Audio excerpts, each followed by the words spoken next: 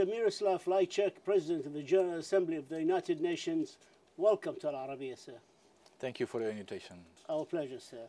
I'd like to ask you about terrorism and how is it that the United Nations General Assembly has not yet so far arrived to a unified definition of the word terrorism. Clearly, this would help you in your fight against terrorism.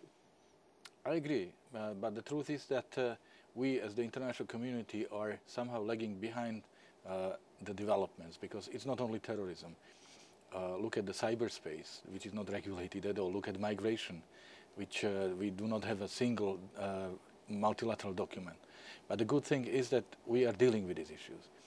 Migration is on the agenda of General Assembly, and terrorism, you know that first of all it was the General Assembly that adopted first global counterterrorism strategy.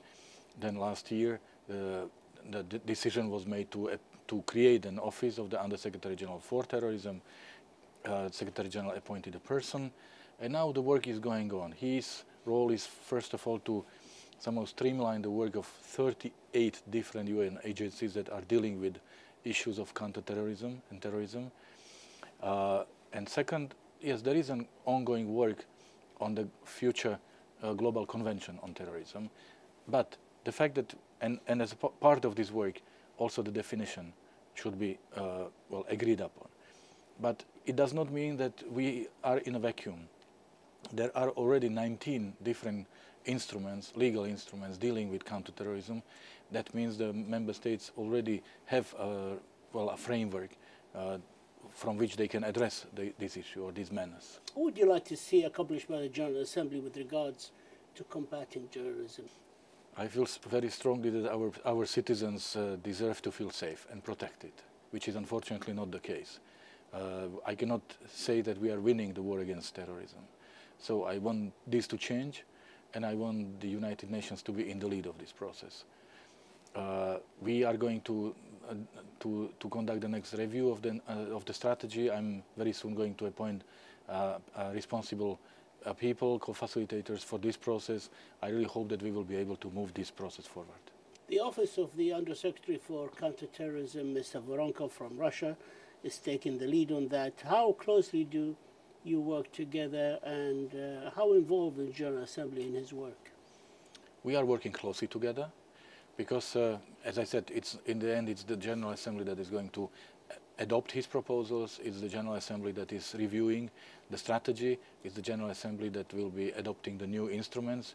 So my communication with Mr. Voronkov is very good, and we have understanding of what the priorities for his work are, and I really hope that we will see results of his work and of our joint engagement soon. I would like first to have your comment on the latest news that we broke out concerning selling and buying of people in Libya. Do you have anything? It's awful, it's terrible, it's shocking, it's not acceptable. But it all points to the fact that we are still unable to deal with the phenomenon of migration. That means we are reacting, but we are not governing. Since we have no multilateral platform, we are dealing with these issues, the member states, from their national perspectives. And they are different, because it differs whether you are country of origin, country of transit, country of destination.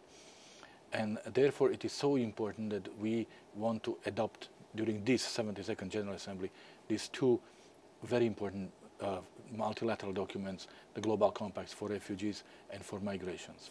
So this is one of the top priorities for the 72nd session. Security Council reforms. There have been calls for years and years, since the early 90s, if I remember, to see reform the Security Council. You have appointed 2 ambassadors to foresee this. One of them is the United Arab Emirates.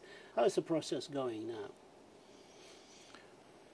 It's a process that is in the hands of the member states. What I can do as a President of General Assembly is, of course, to launch the process, which I did by appointing the 2 co-facilitators, by convening the first debate in the General Assembly. And in my meeting with the two ambassadors, I told them that I want to see a process that is credible, a process that member states can trust, a real dialogue, because I feel lots of frustration among the member states for a lack of progress when it comes to the reform of the Security Council. there is no dispute that the current composition of the Security Council does not reflect the realities of 21st century. But of course there are many different views on what the real composition of the Council should be, and also the working method. So what new ideas did you put on the table for them to, as you know, there's a resistance from the P5 to this, any change, to the privileges they have?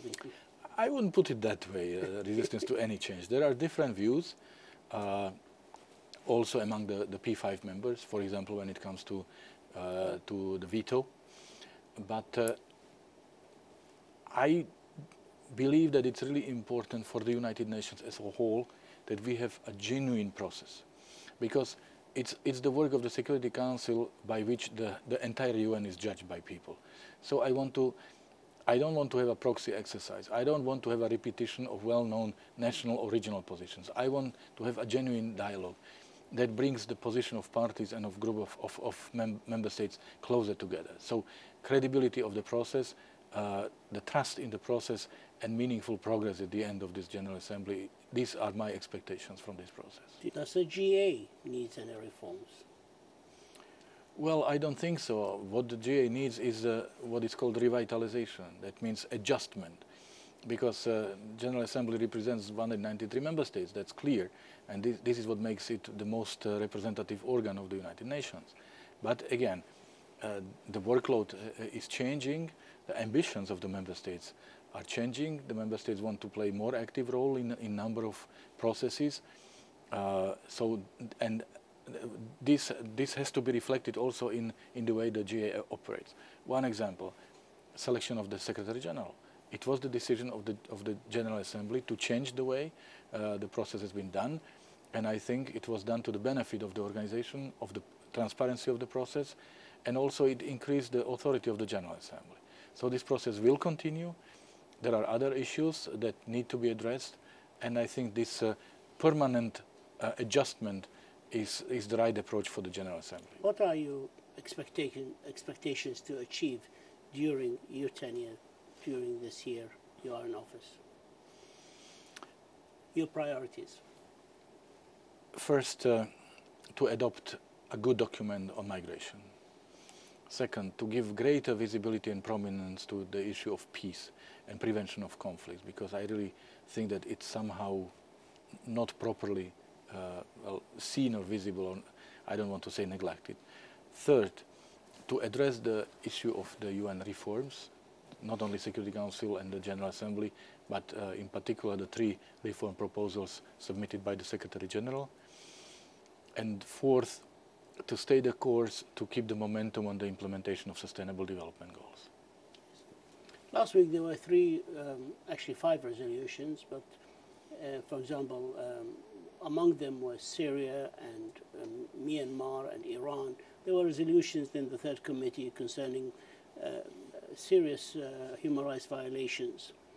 They were passed, but many in the Middle East think, so what? They passed the resolution, they're not implemented, nobody.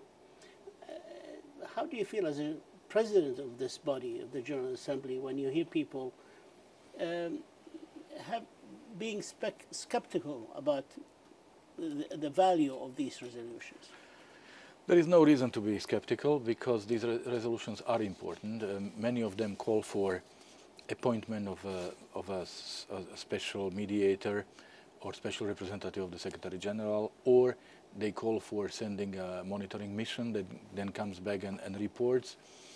So that means many of these resolutions start a process. And even if there is no such mechanism, the resolutions in themselves are a message. And you are in compliance or in violation of these resolutions. So again, which already creates, is a message in itself and creates a political pressure. So that's why these resolutions are extremely important, and the fact that the debate about the adoption of these resolutions can be very heated shows that no one takes them easily or no one underestimates their weight. Mr. Veroslav Lajčák, the President of the General Assembly of the United Nations, we thank you for this interview, sir. We wish you all the very best of luck in the remaining. Thank you very much. Thank you, sir. Thank you. Thank you.